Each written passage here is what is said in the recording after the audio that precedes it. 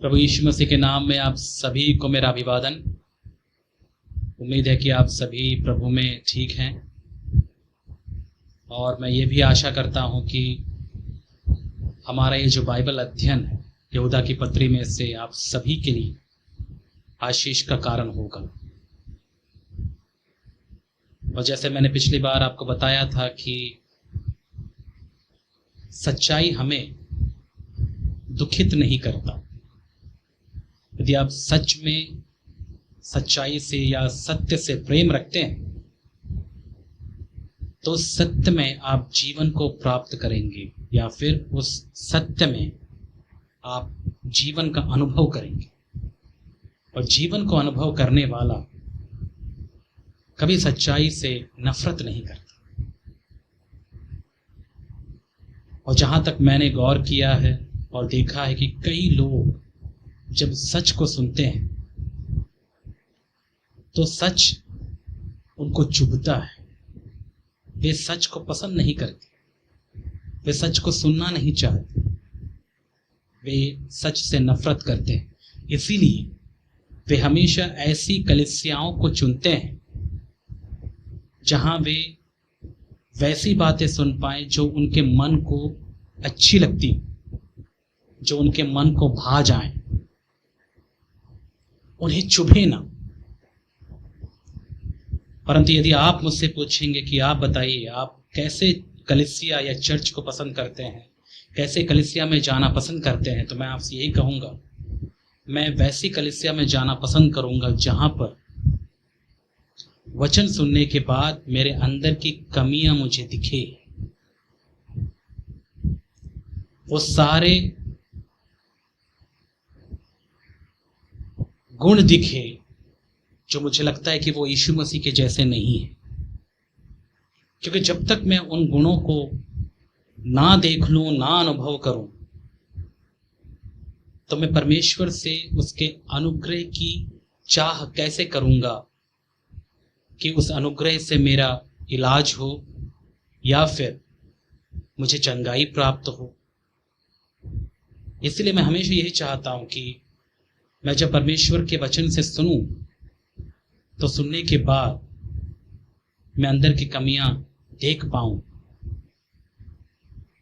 जो मुझे हमेशा प्रोत्साहित करे कि मैं परमेश्वर के अनुग्रह पर निर्भर रहूं और उन कमियों के लिए मैं परमेश्वर के सामने जाऊं, गिड़गिड़ाऊं, प्रार्थना करूं, ताकि वो कमियां मुझसे दूर हो जाएं और मैं दिन प्रतिदिन प्रभु यीशु मसीह जैसा बनता जाऊं। और मैं आपसे सच कहता हूं मेरे प्यारे भाई और बहन, मसीह जीवन का यही उद्देश्य है। यदि आप अपने आप को मसीह कहते हैं तो मसीह का मतलब केवल चर्च जाना या फिर जिस किसी कलीसिया के आप सदस्य हैं वहां आप जाएं, बाइबल को पढ़ें, उपवास प्रार्थना करें जैसे कि लोग करते हैं और उनको लगता है यही तो मसीहियत है। जैसे दूसरे विश्वास करने वाले जो लोग हैं, अविश्वासी हैं, वे लोग करते हैं, अपने धार्मिक स्थलों में जाते हैं, पूजा पाठ करते हैं और अपने आप को वे धार्मिक कहते हैं। वैसे ही हमारा काम भी तो है, हम भी चर्च में जाते हैं, वचन पढ़ते हैं, पाठ सीखते हैं, कभी कभी उपवास प्रार्थना भी कर लेते हैं और इससे तो साबित होता है कि हम मसीही हैं। क्या यही आपका उद्देश्य है? यदि आप कहते हैं कि हाँ मेरा उद्देश्य यही है, बस चर्च में जाना और सारे क्रियाकलापों में भाग लेना, तो मैं आपसे कहूंगा मेरे प्यारे भाई और बहन, आपने मसीहियत को जाना ही नहीं। ये सब बाहरी काम है जो हम इसलिए करते हैं क्योंकि हम अंदर से बदल रहे हैं। मैंने आपसे पहले भी कहा है कि हमारा मसीह जीवन का मुख्य उद्देश्य इन बाहरी क्रियाकलापों को करना ही नहीं है, वो तो बाई प्रोडक्ट है, मतलब बाहरी काम है जो हम करते हैं। लेकिन मुख्य उद्देश्य यही है कि हम दिन प्रतिदिन प्रभु यीशु मसीह के स्वभाव में बढ़ते जाएं। क्या आप कह सकते हैं कि पिछले साल आप थोड़ा कम प्रभु यीशु मसीह जैसे थे, लेकिन इस साल आप में बहुत बदलाव हुआ। मतलब आप यीशु मसीह के स्वभाव में बढ़ पाए। क्या आप कह सकते हैं कि कल मैं कुछ और था, लेकिन आज इस सुबह मैं और कुछ और हूं? क्योंकि मैं उन क्षेत्रों में बदलाव देखता हूं जिनसे मैं हमेशा हार जाता था। उन आदतों पर मैं विजय प्राप्त करते हुए अपने आप को देख रहा हूं, क्योंकि मैंने यीशु मसीह पर और विश्वास करना सीखा। मैं आज ये देख पाता हूं कि मैं उन लोगों से प्रेम रख पा रहा हूं जिनसे कभी मैं बहुत ज्यादा नफरत करता था। यदि ऐसा है तो मैं कह सकता हूं कि हाँ, आप मसीह जीवन जी रहे हैं। यदि ऐसा नहीं है, आप केवल अपना अटेंडेंस देने के लिए चर्च में आते हैं और सारे क्रियाकलापों में यदि आप भाग लेते हैं, तो मैं आपसे कह सकता हूं कि आपने अभी तक यीशु मसीह को ठीक से जाना ही नहीं, परमेश्वर के उद्देश्य को आपने समझा ही नहीं। तो क्या कर सकते हैं आप? प्रभु के पास आइए ताकि प्रभु आपको अनुग्रह प्रदान करे। और याद रखिएगा, बाइबल कहती है परमेश्वर दीनों को अनुग्रह देते हैं, घमंडियों को नहीं। ये सबसे बड़ी बात जो मैंने अपने जीवन में सीखी है। जब कभी परमेश्वर मेरे अंदर की कमियां मुझे दिखाए, मैं कभी घमंडी होकर उन चीजों का विरोध ना करूं। इसके विपरीत मैंने सीखा कि प्रभु जब कभी भी मेरे अंदर की कमियां मुझे दिखाए, मैं ईमानदारी से, दीनता और नम्रता के साथ उसके सामने झुक जाऊं और ये मान लूं, प्रभु यदि आपने कहा है, आपका वचन यदि ऐसा कहता है, तो मैं सच में ऐसा ही हूं। अब मुझ पर दया कीजिए। अब मुझे आपके अनुग्रह की जरूरत है। मुझे ये स्वभाव नहीं चाहिए। मुझे यीशु मसीह के समान आप बनाइए। यही मेरा उद्देश्य रहा है। और यहाँ पर जब आप प्रभु के वचन को सुनने के लिए आते हैं, तो मैं भी आपसे यही कहूंगा, यदि आप इस उद्देश्य से यहाँ नहीं आ रहे हैं, तो अब मैं आपसे कहना चाहता हूं कि आप और किसी कलीसिया में चले जाइए, जहां पर आपको चंगाई, बाहर जाने के लिए, विदेश जाने के लिए वीजा की भविष्यवाणियां हो, जहां पर आपको ये सांसारिक धन दौलत मिलने की प्रतिज्ञाएं दी जाएं, वैसे चर्चेस में प्लीज आप जा सकते हैं। लेकिन यदि आप यहाँ पर परमेश्वर के वचन को सुनने आ रहे हैं और इस उद्देश्य से आ रहे हैं कि हाँ, वचन सुनने के बाद मैं अपने अंदर की कमियों को देखूंगा और प्रभु से उसके अनुग्रह की चाह करूंगा, और ताकि मैं प्रभु यीशु मसीह के समान दिन प्रतिदिन बढ़ता जाऊं, तो आप सही जगह पर हैं। अन्यथा मैं आपसे कहना चाहता हूं कि आप कृपया और कोई कलीसिया में आप चले जाइए, क्योंकि ना परमेश्वर को भाएगा और ना ही मैं आपकी सेवा परमेश्वर के वचन से ठीक से कर पाऊंगा। उम्मीद है कि आप मेरी बातें समझ रहे हैं। तो मैं उम्मीद करता हूं कि पिछले हफ्ते जैसे हमने कुछ बातें सीखी परमेश्वर के वचन से, और हाँ, हम यहूदा की पत्री 11वें पद पर हैं, जिनमें से कुछ बातें हमने सीख ली, जैसे कि कुछ उदाहरण यहूदा अपने कलीसिया के लोगों को देते हैं। मैं बार बार इन चीजों को दोहरा इसलिए रहा हूं क्योंकि हम मनुष्य भूलते बहुत जल्दी हैं। हमें बुरी चीजें याद रहती हैं, हमेशा याद रहती हैं, हम जिंदगी भर नहीं भूलते हैं, लेकिन अच्छी बातें और विशेष करके परमेश्वर के वचन से सुनी गई बातें हम जल्दी भूल जाते हैं। इसीलिए एक ही बात को दोहराना बार बार जरूरी हो जाता है। और इसीलिए हमारे पास भी एक ही बाइबल परमेश्वर ने दिया है, जिसे हम 2000 साल से प्रभु के लोग इस्तेमाल करते आ रहे हैं। एक ही बाइबल हम पढ़ रहे हैं पिछले कई सालों से।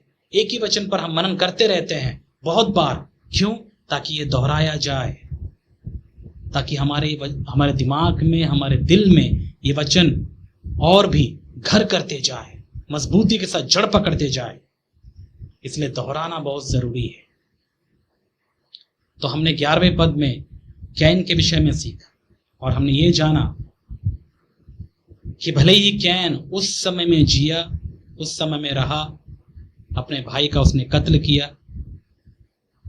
लेकिन यहूदा कैन का उदाहरण देकर कहता है कि उस कैन के अनुयायी और वे कैन के अनुयायी आज भी हमारे कलीसिया में उसी आत्मा में काम कर रहे हैं। ये पद हम 11वें पद में हम पढ़ते हैं। और कैन के अनुयायी कौन? कैन को फॉलो करने वाले कौन है? वे ही जो कैन के अनुसार जीते हैं। और इसका मतलब क्या है? कैन कैसा जिया? कैन नफरत से भरी हुई जिंदगी को जिया। उसने अपने भाई से कभी प्रेम नहीं रखा। अब आप ईमानदारी से कहिए, क्या आप अपने परिवार में वैसा ही प्रेम रखते हैं जैसे प्रभु ने हमारे साथ रखा? क्या आपका प्रेम स्वार्थी है? क्या आप अपने भाई या अपनी बहन, अपने रिश्तेदारों से प्रभु ने जैसा हमसे प्रेम रखा वैसा प्रेम रख पाते हैं? क्या सोचते हैं? बड़े दुख की बात होती है जब मैं कलीसिया में रहता हूं या फिर और किसी कलीसिया में वचन सुनाने जाता हूं, तो मैं एक बात गौर करता हूं कि ये कलीसिया कितना एक दूसरे से प्रेम रखने वाली कलीसिया है। और बहुत बार मुझे ये देखने को मिलता है कि वे कलीसिया के सारे बाहरी क्रियाकलापों को करने में ईमानदार हैं, लेकिन जहां बात आती है कलीसिया के स्वभाव की, मतलब प्रेम की, वहां पर कोई लगता नहीं कि वे मसीही हैं। कलीसिया के अंदर अपने भाई और बहन से हम नफरत करते हैं, एक दूसरे का मुंह नहीं देखना चाहते, एक दूसरे से बात नहीं करना चाहते, कड़वाहट, गुस्सा, पिछली बातों को अभी तक मन में लेकर चलना, ऐसा ही होता है। चलो वो तो कलीसिया के अंदर हो गई, कई बार परिवार में खुद परिवार वाले लोग एक दूसरे से बात नहीं करते। पति पत्नी कहते हैं कि हम मसीही हैं, प्रभु की सेवा कर रहे हैं, लेकिन ऐसे कई विषयों में वे लोग एक दूसरे से गुस्सा रहते हैं, प्रभु की जैसा वे प्रेम नहीं रख पाते। और ये गुस्सा कई सालों का गुस्सा होता है जो उनके अंदर बसा हुआ होता है, वे निकाल नहीं पाते हैं। उन्हीं चीजों को बार बार दोहराते रहते हैं, उन्हीं चीजों में वे जीते हैं।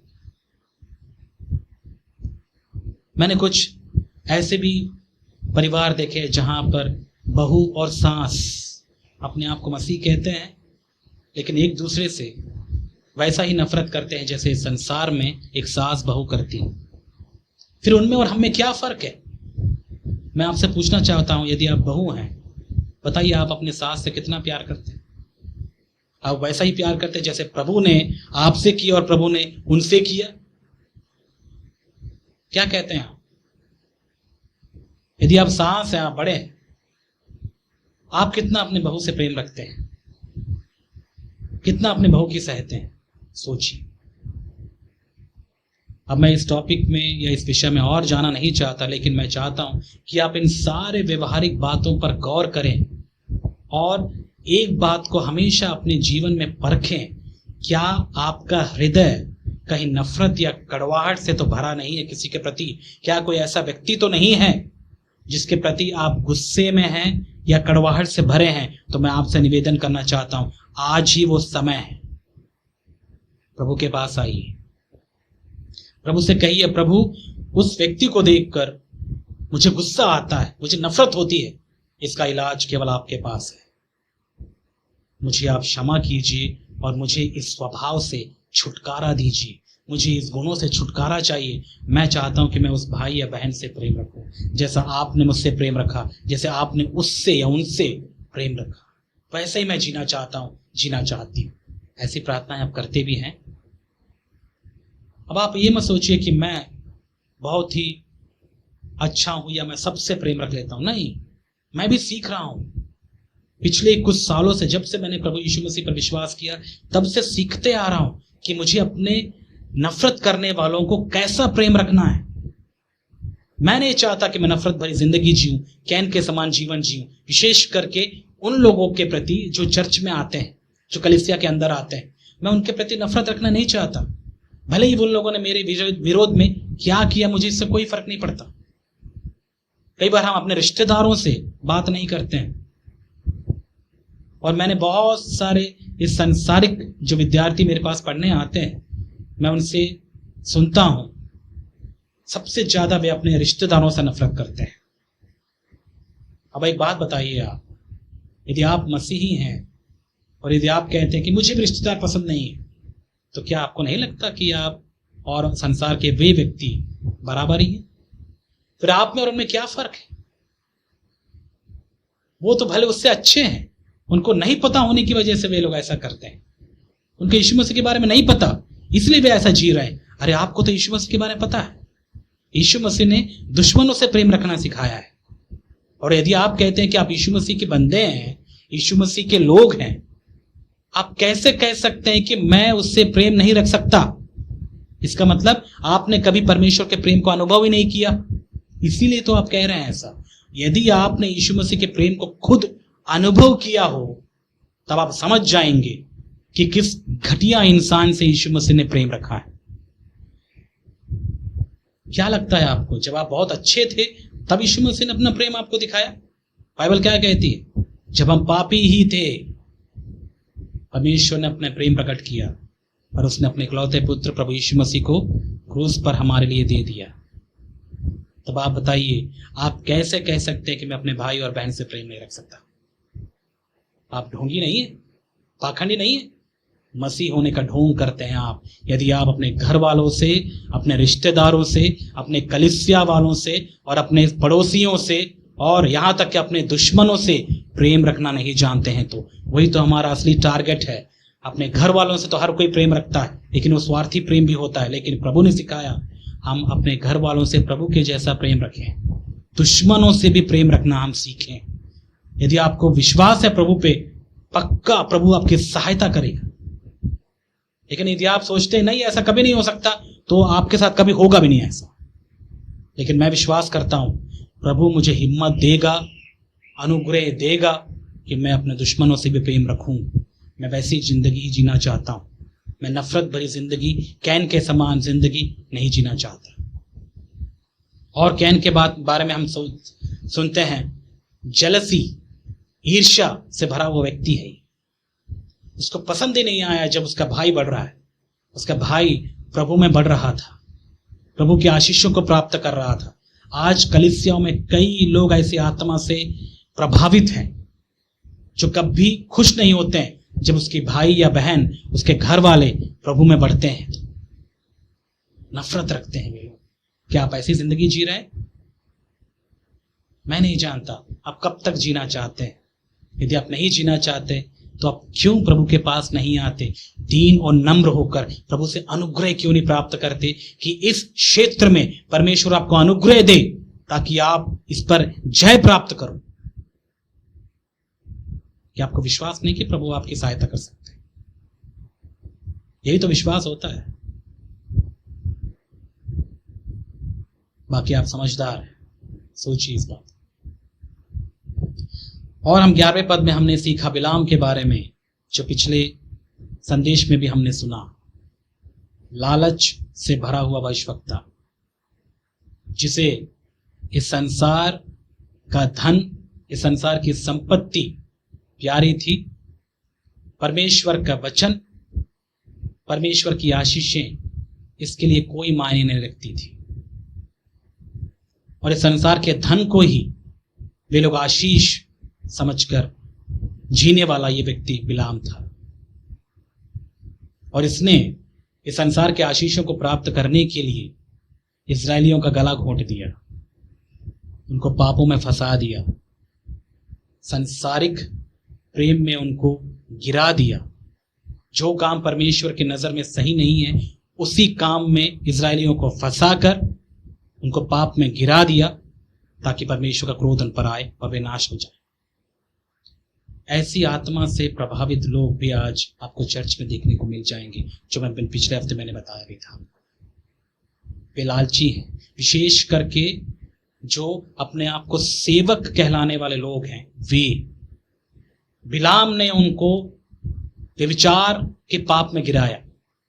लेकिन आजकल इसको हम कैसे समझें?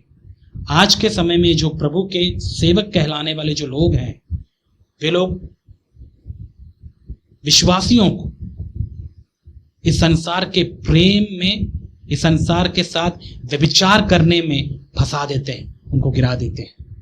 वे लोग कभी नहीं टोकते, वे कभी नहीं चिताते कि संसार से प्रेम रखना पाप है। वे लोग कभी नहीं बताते। उल्टा वे उनको प्रोत्साहित करते हैं कि प्रभु के पास आओगे तो प्रभु तुम्हें शारीरिक चंगाई और इस संसार का धन दौलत तुमको दे देगा। क्या यीशु मसीह के लोग गरीब होते हैं? कभी आपने सुना ऐसे संदेश? बहुत अच्छा लगता है। कई बार कई लोग ऐसा भी कहते हैं, अरे हम प्रभु के लोग हैं, प्रभु ने सारा ब्रह्मांड बनाया, सब कुछ प्रभु का ही तो है, और जब प्रभु के बच्चे यदि हम हैं तो हम कैसे गरीबी में जी सकते हैं? मैं तो सूट बूट और वैसे कपड़े पहनूंगा जैसे फिल्म स्टार्स पहनते हैं।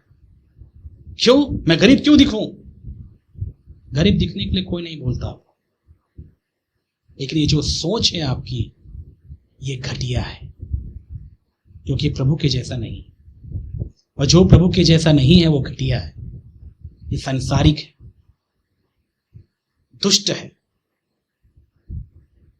और वे लोग परमेश्वर के आत्मिक और स्वर्गीय सच्ची आशीषों को इस संसार के धन दौलत संपत्ति के साथ में तौलते हैं।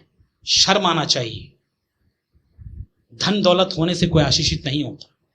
परमेश्वर तो वैसे भी अपने लोगों की जरूरतें पूरी करते ही। तो आपने ऐसे लोगों को सुना भी होगा, वे कहते हैं कि हम प्रभु के लोग हैं, हम क्यों गरीबी से जिए, हम क्यों अच्छा कपड़ा ना पहने।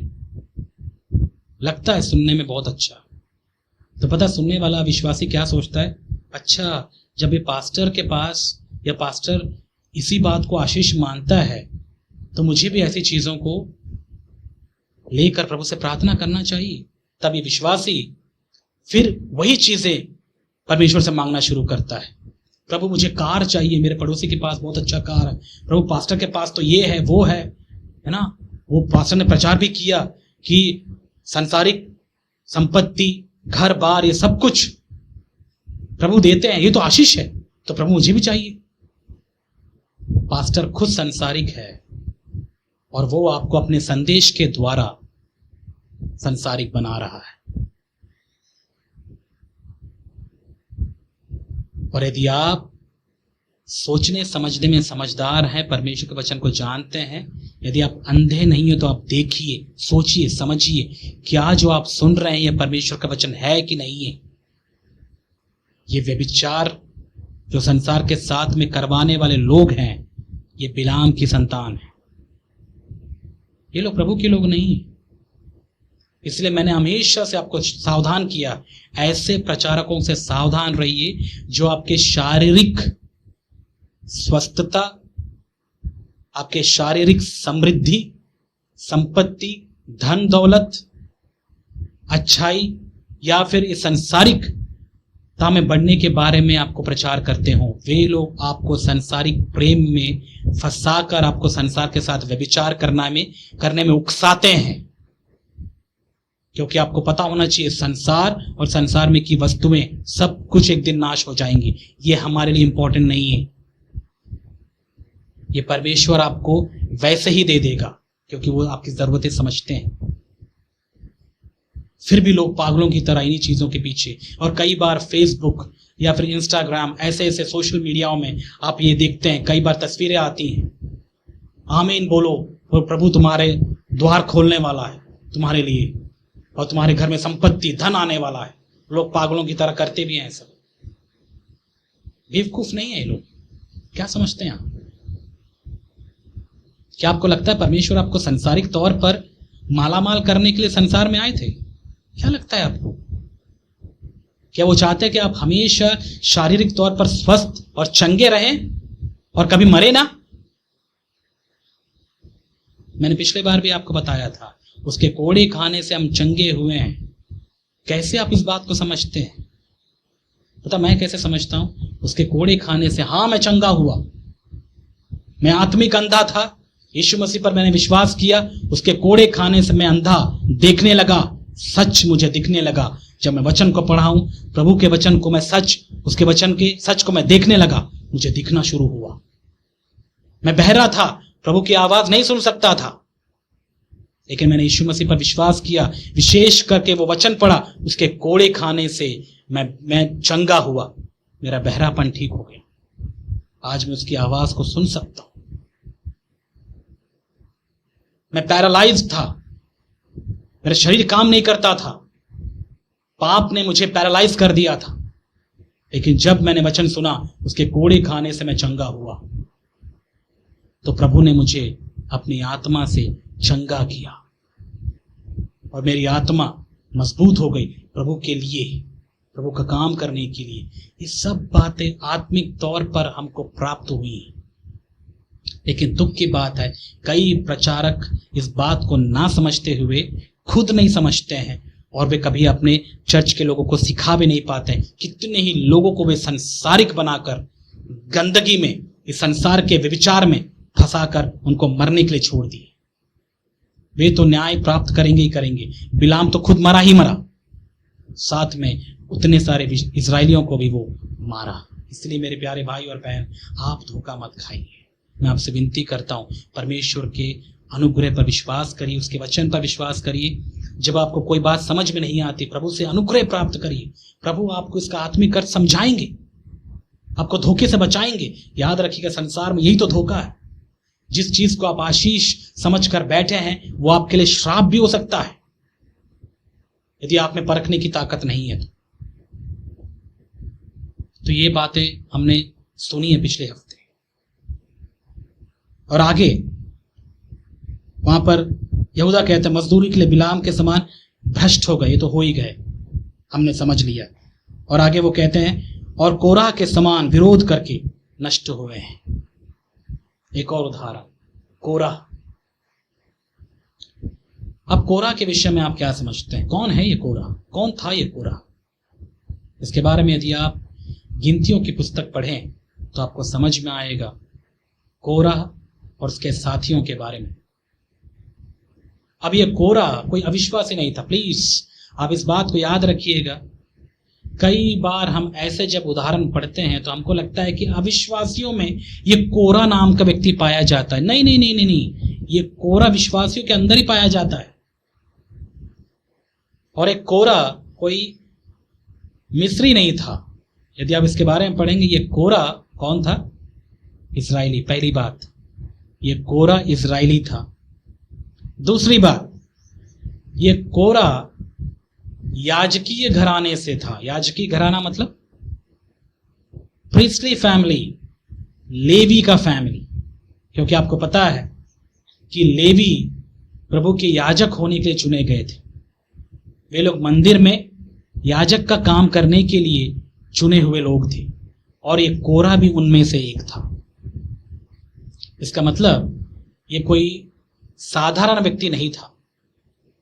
कोरह बहुत ही पहुंचा हुआ व्यक्ति था, वो एक अगुवा था। और एक बात, ये कोई वहां पर साधारण इजरायली नहीं था, ये अगुवा था जो बहुत सारे लेवियों को, लेवी याजकों को चलाने का काम और इजरायलियों की सेवा करने का काम ये किया करता था।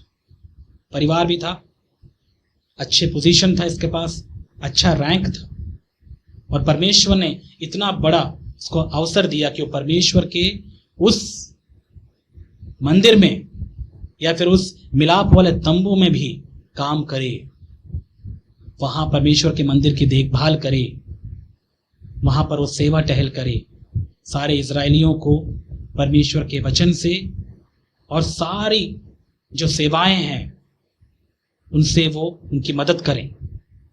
कितना बड़ा काम परमेश्वर ने इसको सौंप दिया। ऐसे समय में भी ये व्यक्ति खुश नहीं था। कई लोग ऐसे ही होते हैं, सब कुछ परमेश्वर उनको दे देता है। मसीहों की बात कर रहा हूं मैं, सब कुछ परमेश्वर उनको दे देते हैं। कलीसिया में एक अच्छी सेवा उनको मिल जाती है, और कलीसिया में एक अच्छा पद उनको मिल जाता है, फिर भी वे लोग संतुष्ट नहीं होते। वे हमेशा इसी खोखलेपन में रहते हैं कि काश और मुझे मिल जाए। हमेशा अपने आप को एक खाली समझते हैं। और यहां पर यह व्यक्ति कोरह खुश नहीं था। और ये व्यक्ति मिस्र गुलामी से बाहर आया हुआ व्यक्ति, लाल समंदर में बपतिस्मा प्राप्त किया हुआ व्यक्ति, प्रभु के वचन को सुना हुआ व्यक्ति, उसकी सेवा में रहने वाला व्यक्ति। इसका मतलब हमको ये बात समझ में आ जाता है कि जो झूठे भविष्यवक्ता होते हैं, मैं बार बार कह रहा हूं आपसे, ये वो लोग नहीं है जो अविश्वासी हैं।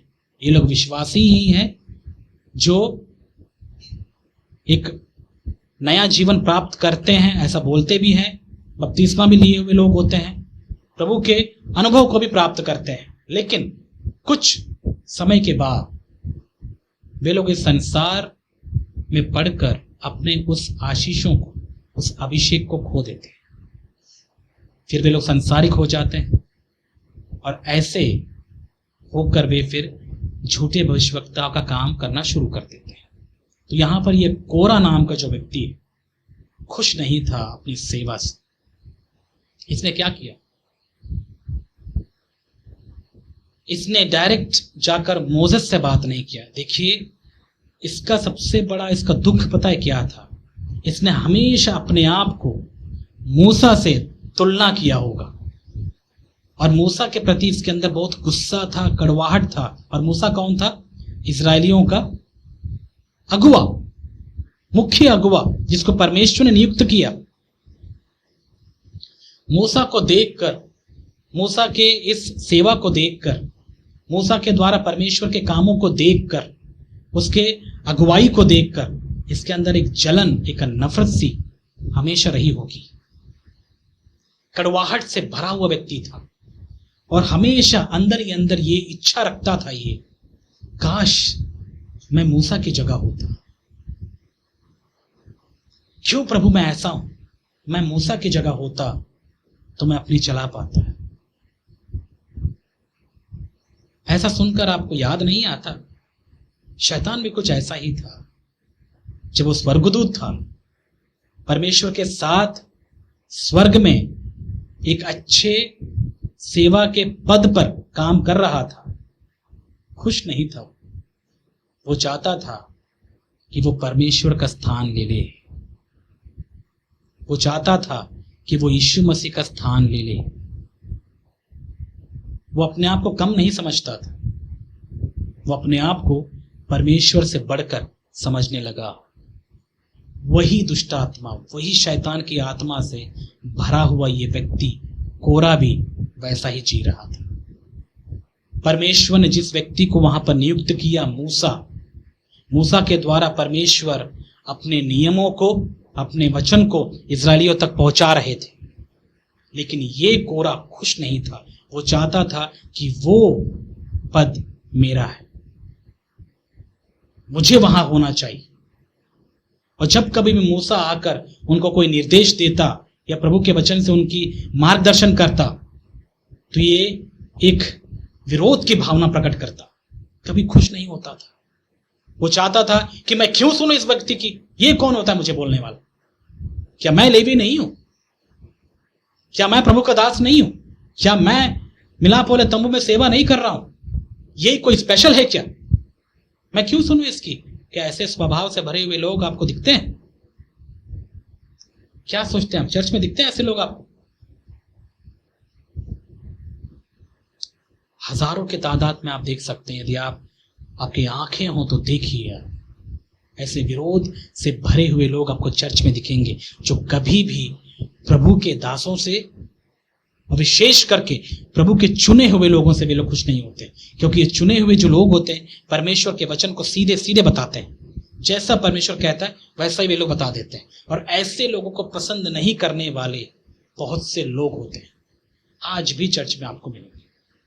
और याद रखिएगा, जब हम पुराने नियम की बात करते हैं तो मूसा एक यीशु मसीह का एक प्रतीक था। मतलब वहां पर मूसा के द्वारा परमेश्वर ने अपने वचन को वहां तक पहुंचाया, तो वहां पर मूसा एक परमेश्वर के अधिकार के रूप में वहां पर काम कर रहा था।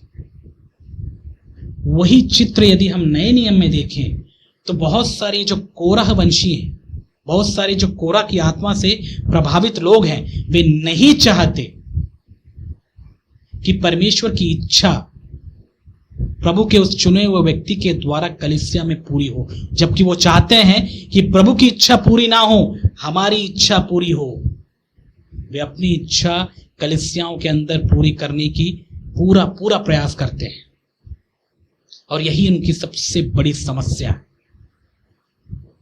और एक कोरा बहुत ही प्रभावी था, ये कोई साधारण व्यक्ति नहीं था। इसने अपने आप को दूषित किया तो सही। जैसा कि हम देखते हैं, शैतान ने भी अकेले कोई काम नहीं किया। शैतान ने 1/3 स्वर्गदूतों को अपनी तरफ खींच लिया, अपनी बातों में उसको फंसा लिया, उनको अपने ही समान दुष्टता में पड़ा दिया, दुष्टता में गिरा दिया। वैसा ही ये कोरा भी अपने साथ कई इजरायली अगुवों को अपने साथ कर लिया। कितना प्रभावी रहा होगा ये व्यक्ति, सोच के देखिए आप। और उसके बाद वे सब मिलकर मूसा से विरोध करने लगे। मूसा के पास गए और मूसा से कहने लगे, कौन है तू? क्यों सुने हम आपकी? तू हम पर राज करता है, क्यों सुने हम? क्या हम प्रभु के लोग नहीं? क्या हमारे पास परमेश्वर का वचन नहीं? कि तुझमें ही प्रचार करने की हिम्मत है, हम नहीं कर सकते क्या?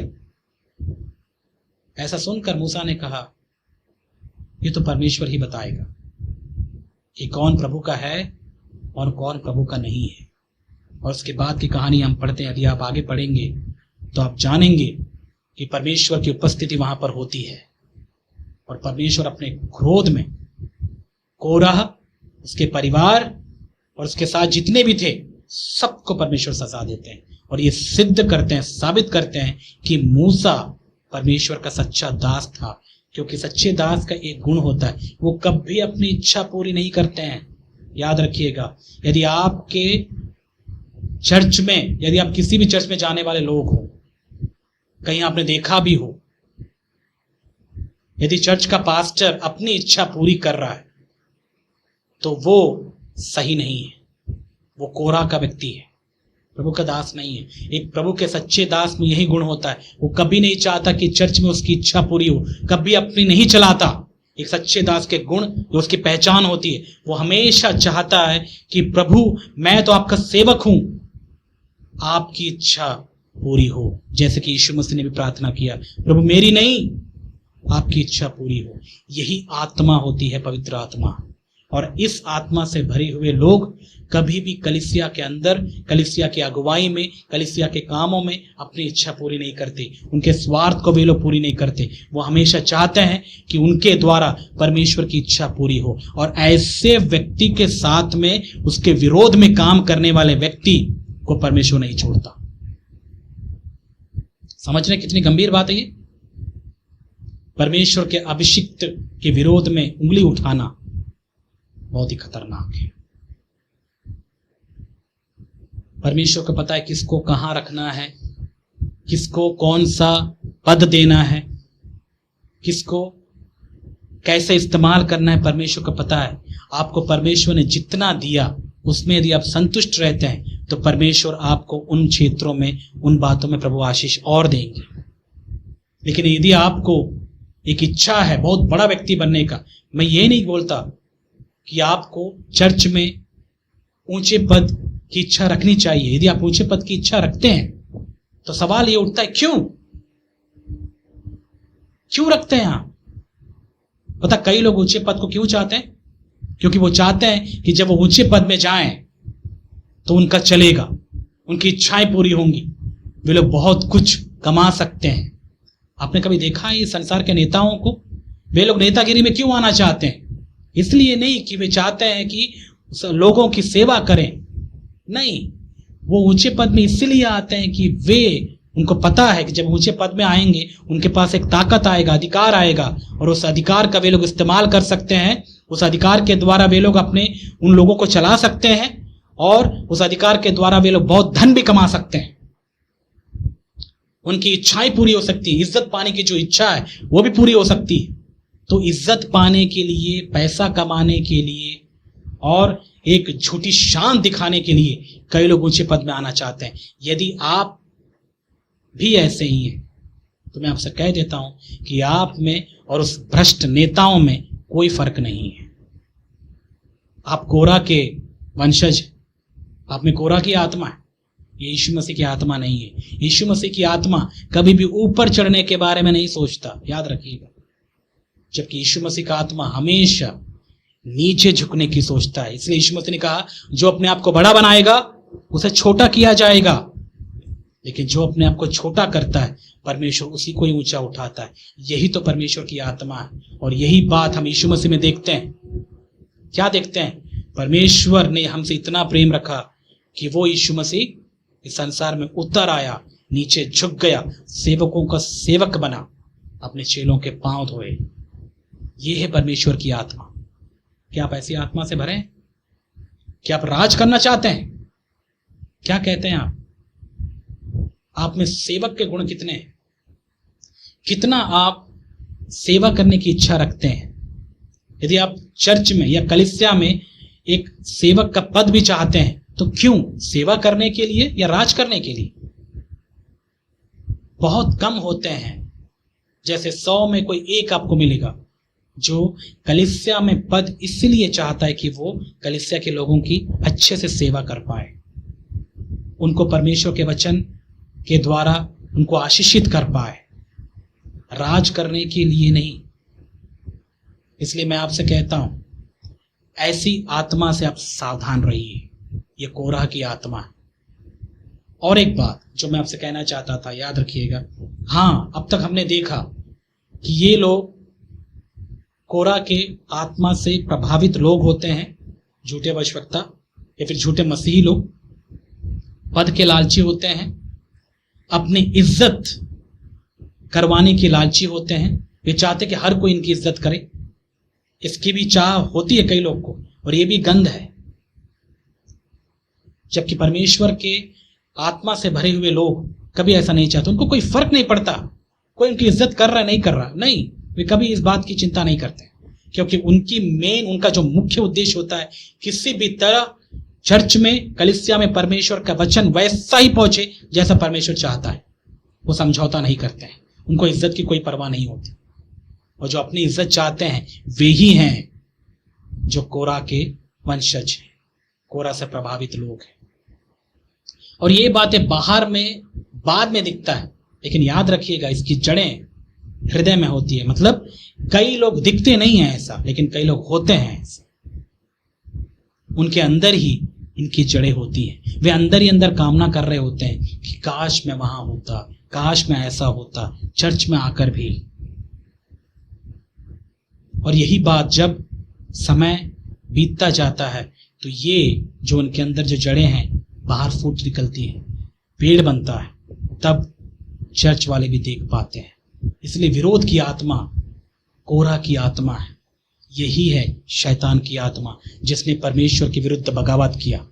और ये बगावत की आत्मा अब चर्च में आप बहुतायत से आज के समय में आप देखने को पाएंगे। और ये सिंपल सी बात है, वे लोग सबसे पहली बात परमेश्वर के सामने झुकने वाले लोग नहीं है।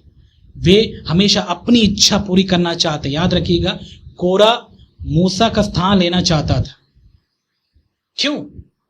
क्योंकि वो अपनी इच्छा पूरी कर, परमेश्वर की इच्छा पूरी करने की इच्छा उसमें होती तो वो खुश होता कि मूसा के द्वारा परमेश्वर की इच्छा पूरी हो तो रही है, फिर उसको क्या करना है। इससे समझ में आता है कि कई लोग ऊंचे पद में आना इसलिए चाहते हैं कि वे अपनी मनमानी करें, अपनी मर्जी चलाएं। कई लोग पास्टर इसलिए बनना चाहते हैं अपनी मनमानी करें। सबसे बड़ी बात, इनका मुख्य उद्देश्य होता है लूटना। ये तो गंध है। समझ में आ रहा है मेरे प्यारे भाई और बहन, मैं आपसे क्या कहना चाहता हूं? प्लीज समझिएगा। इन बातों को नहीं समझने की वजह से ही कई लोग आज नाश हो जाते हैं, उनको पता नहीं होता। ये बगावत की आत्मा है। और याद रखिएगा, हर एक व्यक्ति जो इस संसार में पैदा होता है वो इसी बगावत की आत्मा से ही पैदा होता है। लेकिन खुशखबरी है, यीशु मसीह पर विश्वास करने के बाद आप परमेश्वर की इच्छा पूरी करने की आप में लालसा आ जाती है। आप कभी नहीं चाहेंगे कि आपकी इच्छा पूरी हो कलीसिया में। आप हमेशा चाहेंगे कि मेरी नहीं, प्रभु आपकी इच्छा पूरी हो। और आप जिसे चाहते हैं, जिसको चाहते हैं, उसके द्वारा ही आप काम कीजिए। इससे मुझे कोई फर्क नहीं पड़ता, क्योंकि मेरी इच्छा यही है कि आपकी इच्छा पूरी हो। ऐसे लोग होते हैं जो प्रभु के लोग होते हैं। और हम देखें मूसा के द्वारा जब ये बात पता चली कि कोरा ने बगावत किया परमेश्वर के विरुद्ध, आप यदि उस चैप्टर को 12 अध्याय से यदि आप आगे पढ़ते हैं तो इतनी भयानक मौत आप कभी नहीं पढ़े होंगे बाइबल में कि कोरा और उसके साथी, उसके परिवार वाले, उसके संपत्ति के साथ वे सब के सब सीधे अधोलोक में चले गए, क्योंकि वहां पर परमेश्वर ने वो किया जो मूसा ने उनसे कहा कि ये पृथ्वी फट जाए और तुम जीवित अधोलोक में जा पड़ो, और वैसा ही हो गया। कितनी भयानक मौत है। और वहीं पर हमको एक पिक्चर दिखता है नर्क का, कि परमेश्वर ऐसे लोगों को माफ नहीं करता। परमेश्वर तुरंत एक्शन लेते हैं। जैसे ही परमेश्वर ने देखा कि शैतान और उसके साथी बगावत करने के लिए तैयार है, परमेश्वर ने उसी वक्त निकाल दिया उनको, और वो उनके लिए नर्क ही था। इसीलिए ऐसे नर्क के भागी मत बनिए। बगावत करने वाले लोगों से सावधान रहिए। यदि कोई आपके पास आता है पास्टर के विरुद्ध में या फिर परमेश्वर के चुने हुए अभिषिक्त लोगों के विरुद्ध में कोई बातें करता है, सावधान रहिए। वो आपको फंसाने की कोशिश कर रहा है, वो आपको बर्बाद करेगा। यदि आप में हिम्मत है, यदि आपको उस पास्टर की बात पसंद नहीं आती है, तो आकर सीधे सीधे बात करिए। यहां वहां चुगलियां मत करिए। कई विश्वासियों की गंदी आदत होती है, उनमें हिम्मत तो होता नहीं है सीधे प्रभु के दासों से बात करने की। वे लोग चुगलियां करते हैं, आपस में बातें करते हैं फोन में, और टॉपिक क्या होता है, उन्हीं का टॉपिक होता है। ऐसे विश्वासी हैं आपके कलीसिया में? शर्म आना चाहिए आप विश्वासी कहते हुए चुगलखोर है आप। हिम्मत है तो जाकर सीधे आप बात करिए प्रभु के दास, सीधे बताइए आपकी समस्या क्या है। यहां वहां चुगली करने से क्या फायदा। ऐसा ही था कोरा, और उनके वो इतने सारे अगुओं को प्रभावित किया। इसीलिए मैंने हमेशा एक बात सीखा है, मैं कभी भी जब कोई व्यक्ति किसी दूसरे भाई या बहन या दूसरे सेवकों के बारे में कुछ बताता है, मैं बिल्कुल नहीं सुनता। मुझे जरूरत नहीं है भाई, मुझे कोई जरूरत नहीं। उसका हिसाब परमेश्वर देगा। यदि वो ऐसा है तो परमेश्वर उसका लेखा लेगा, मैं इसका जिम्मेदार नहीं। मुझे जो काम मिला है वो काम मैं ईमानदारी से करना चाहता हूं। मुझे प्रभु ने एक सेवक के रूप में, प्रचारक के रूप में परमेश्वर ने मुझे सेवा दी है, मैं वो काम करूंगा, बाकी मुझे नहीं पता। परमेश्वर की इच्छा है तो वो कर लेगा। यदि वो चाहता है कि मैं करूं तब मैं सोचूंगा, लेकिन इसके पहले मैं कुछ नहीं करना चाहता। ऐसे चुगलखोरों से सावधान रहिए।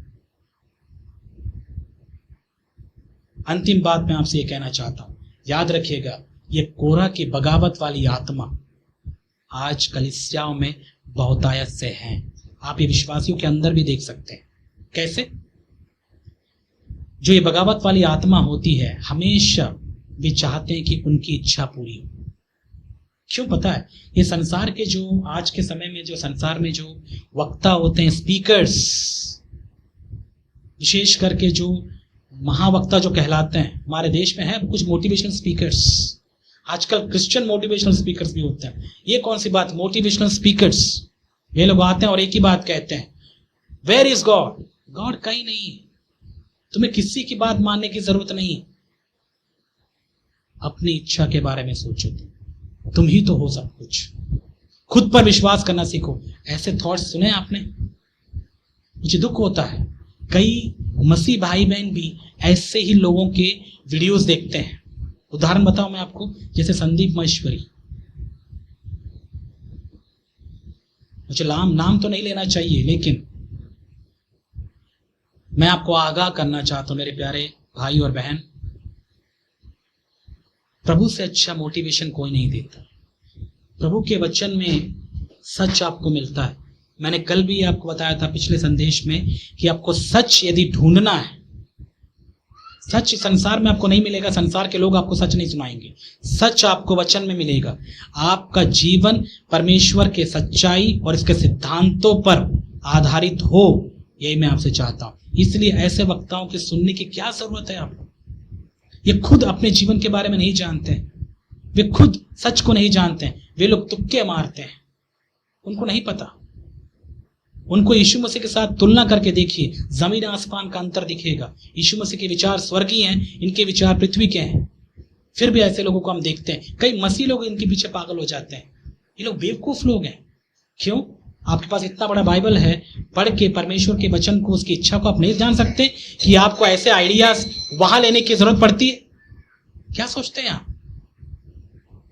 जो भी आपको आपके ऊपर विश्वास करने के लिए प्रोत्साहित करता है, याद रखिएगा, ये बगावत की आत्मा है। वो चाहते हैं कि तुम खुद पर विश्वास करो। शैतान भी खुद पर विश्वास करता था। उसने आदम को भी सिखाया खुद पर विश्वास कर, हवा को भी सिखाया खुद पर विश्वास कर। और यही आत्मा कोरा में भी है।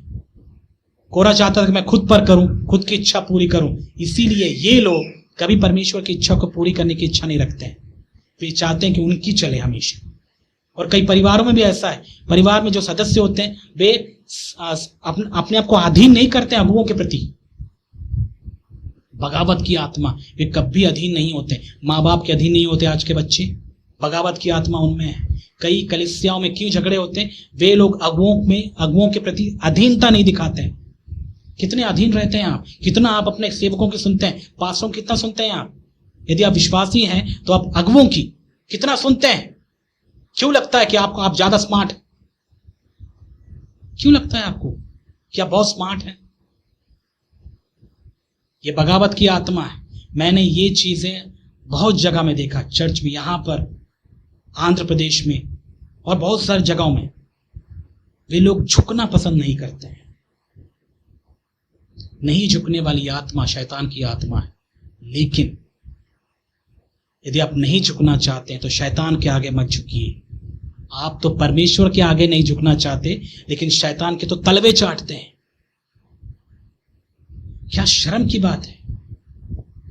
यीशु मसीह नहीं झुका शैतान के सामने। उसने कहा मैं केवल परमेश्वर की आराधना करूंगा। हिम्मत है आपको ऐसा बोलने की? लेकिन आजकल के विश्वासी शैतान के तलवे चाटते हैं, अपनी इच्छा चलाते हैं, परमेश्वर के प्रति अधीन नहीं होते। वे शैतान की इच्छा पूरी करते हैं। शैतान की इच्छा पता है क्या है? वो चाहता ही है कि तुम अपनी सुनो। वो चाहता ही है कि तुम अपनी सुनो, परमेश्वर की ना सुनो। लेकिन परमेश्वर का आत्मा क्या कहता है? तुम अपनी मत सुनो। अपनी सुनोगे तुम मरोगे नरक में। शैतान भी वैसा ही था। खुद की उसने सुना, नरक गया, नरक का भागीदार हुआ। यदि आप भी ऐसे करोगे तो आपको भी ऐसे ही होगा। कोरा ने सुना खुद की, नरक गया। हवा, आदम ने सुना, आत्मिक मृत्यु लेकर आ गए। देख रहे हैं आप? लेकिन यीशु मसीह ने परमेश्वर की सुनी, खुद की नहीं सुनी। मेरी नहीं पिता, आपकी इच्छा पूरी हो। खुद स्वर्ग में तो गए ही गए, लेकिन साथ में उस पर विश्वास करने वाले सारे लोगों को उन्हें स्वर्ग पहुंचाया। आज हम उसके भागीदार हैं। समझ रहे मेरे प्यारे भाई और बहन?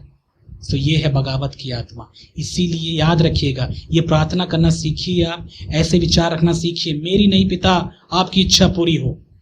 और मैं कलीसिया वाला आपसे मैं बोलना चाहता हूं, अपने सेवकों के अधीन रहिए। आप वो प्रभु की सेवा के लिए वहां पर हैं, प्रभु की सेवा करते हैं। वो कोई जोकर नहीं है जो वहां पर आते हैं वचन को सुना के तुम्हारा एंटरटेनमेंट करते हैं। नहीं, वो परमेश्वर के प्रतिनिधि हैं। प्रभु को प्रस्तुत करने के लिए, परमेश्वर का वचन आप तक पहुंचाने के लिए हैं। मैं उनकी बात कर रहा हूं जो प्रभु की इच्छा पूरी करने की इच्छा रखते हैं। वैसे सेवकों की बात कर रहा हूं। कई चोर सेवक भी हैं, वो लूटने के लिए वहां पर आए हैं। लेकिन मैं चाहता हूं कि आप वैसे चर्च में जाइए जहां पर आप पास्टर को परखिए, समझिए, और आपको लगना चाहिए हाँ ये व्यक्ति प्रभु की इच्छा पूरी करने के लिए पैसा है। वहीं पर आप जाइए, प्रभु का वचन आपको मिलेगा वहां पर। लेकिन क्या करें, आजकल के विश्वासी फैशनेबल जो बहुत है, उनको ऐसे पास्टर पसंद ही नहीं आते। उनको वैसे पास्टर पसंद आते हैं जो उनके अंदर की इच्छाओं का खरोच खरोच कर बाहर निकालते हैं और उनकी इच्छाओं को पूरी करने का वादा करते हैं। ये लोग ढोंगी हैं, पाखंडी हैं, आपको बर्बाद कर देंगे, वे नरक में आपको भेज देंगे। लेकिन जो प्रभु की इच्छा पूरी करने की इच्छा रखने वाला प्रभु का दास हो, या प्रभु के दास आपके कलीसिया में हैं, तो आप क्या करिए, उनकी सुनिए। वो आपको हमेशा सही रास्ता बताएंगे, प्रभु के वचन से आपको सिखाएंगे। जो सही है प्रभु के वचन के अनुसार वही चीज आपको बताएंगे। उनके सुनने में क्या प्रॉब्लम है आपको, उनके अधीन होने में क्या दिक्कत होती है, क्या दिक्कत होती है? आपके माँ बाप यदि प्रभु के भय मानने वाले लोग हैं, उनके अधीन होने में आपको क्या प्रॉब्लम होता है? क्यों शैतान के तलबे चाटते हैं आप? खुद की इच्छा पूरी करके आप तो बड़े घमंड से बोलते हैं, मैं कभी नहीं झुकता किसी के सामने, नहीं, मैं तो राजा हूं। अरे तुम राजा नहीं हो, तुमको शैतान ने अपने पैरों तले रौंद दिया, तुम उसके सिर के नीचे हो। नहीं समझ में आता आपको? थोड़ा सोचिए मैं जो बोल रहा हूं, थोड़ा गौर करिए इन बातों को आप। तो इस आत्मा से थोड़ा सावधान रहिए जो चर्च में बगावत लेकर आता है। बहुत सारी बातें जो आज हमने सीखी हैं, चुगलियों से सावधान रहिए, चुगलखोरों से सावधान रहिए, ऐसे खुद की इच्छा को पूरी करने वाले जो अगुओं के अधीन नहीं होने वाले लोगों से थोड़ा सावधान रहिए आप, क्योंकि वो बीमारी है, आपको ही फैलेगी। और यदि आप उनका साथ देंगे आप भी नरक जाएंगे। इसलिए मैं आपसे विनती करता हूं मेरे प्यारे भाई और बहन, मेरी बातों को आप गंभीरता से लीजिए, प्रभु आपकी सहायता करेंगे। और यहूदा इसलिए ये पत्री लिख रहा है क्योंकि वो चाहता था कि विश्वासी सावधान रहें ऐसे स्वभाव रखने वाले लोगों से, ताकि वे अपने विश्वास में मजबूत होकर एक दिन स्वर्गीय राज्य में प्रवेश करें। क्योंकि विश्वास खोया जा सकता है यदि हम सावधान न रहें। शैतान को आपका धन दौलत, आपकी संपत्ति नहीं चाहिए जिसकी आप बहुत ज्यादा सुरक्षा करते रहते हैं। शैतान आपके विश्वास रूपी धन को लूटेगा। वो चाहता है वो तो नरक जाए साथ में तुमको भी लेकर जाए। इसीलिए सावधान रहिए ऐसे चीजों से। आपको लगता है कि ये गंदगी आप में भी है, आप में भी ये बगावत की आत्मा आ रही है, निकाल के फेंकिए। अरे दूसरों के अंदर दुष्टात्मा आप निकालते हो, आपके अंदर की दुष्टात्मा आपको समझ में नहीं आती। उन विचारों से लड़िए जो आपको परमेश्वर के विरोध में आती हैं। उन विचारों को समझिए कि ये विचार कैसा है, प्रभु की ओर से है या नहीं है। जब कभी भी कोई प्रभु का दास वचन सुनाता है, परखिए क्या वो विचार से आप प्रभु में बढ़ रहे हैं या प्रभु से दूर हो रहे हैं। फिर किसकी सुनना है आपको? केवल प्रभु यीशु मसीह की सुनिए, जो आज पवित्र आत्मा के द्वारा, अपने वचन के द्वारा हमसे बात करते हैं। यही मसीही जीवन है। बगावत की आत्मा से सावधान रहिए, अपनी नहीं। जैसे यीशु मसीह ने कहा, प्रभु आपकी इच्छा पूरी हो, आपकी महिमा हो, मेरी नहीं। तू बढ़े प्रभु, मैं घटूं। ऐसी आत्मा ही प्रभु की आत्मा है। उम्मीद करता हूं कि आपको ये बातें समझ में आई हो और मैं चाहता हूं कि आप इन बातों पर गौर करिए। बाकी प्रभु हैं जो आपकी सहायता करेंगे। जो बातें रह गई हैं, जो बातें शायद मैंने आपसे ना कही, उन बातों को समझाने और आपको ऐसा समझाएं कि आपको ये बातें आपके दिल में बैठ जाए, वही आपको आप बता पाएंगे।